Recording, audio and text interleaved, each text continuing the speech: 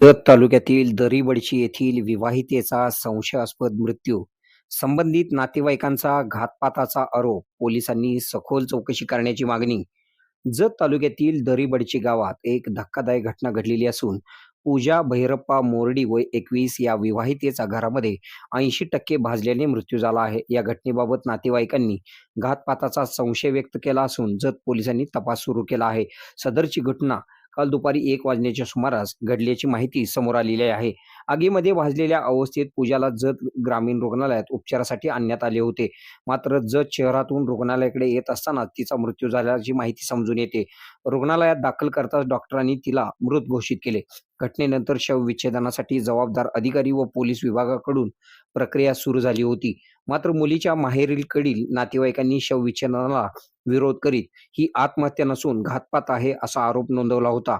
नातेवाईक हे कन्नड भाषिक असून त्यांचे मूळ गाव सिंदगी सिंदगी तालुका जिल्हा विजापूर येथील चिक्कुर्गी परिसरातील असल्याचे समजते. 4 वर्षापूर्वी पूजा हिचे लग्न दरीबडशी येथील भैरप्पा शिवलिंग मोरडी यांच्याशी झाले होते. दाम्पत्याला एक छोटे मूल असून नातेवाईकांच्या म्हणण्यानुसार वैवाहिक जीवनात अनेक वेळा वाद होत होते असे समजते.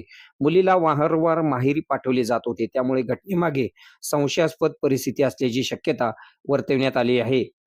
नातेवाईकांनी जत पोलीस उपविभागीय पोलीस अधिकारी सचिन थोरबोले, जत पोलीस ठाण्याचे पोलीस निरीक्षक कोळेकर यांच्याकडे तक्रार मांडली. त्यानंतर पोलिसांनी घटनास्थळी जाऊन पाहणी केली. रात्री 10 वाजण्याच्या सुमारास तहसीलदार यांच्या उपस्थितीत इन कॅमेरा शवविच्छेदन करण्यात आले. त्यानंतर मृतदेह नातेवाईकांच्या ताब्यात देण्यात आला.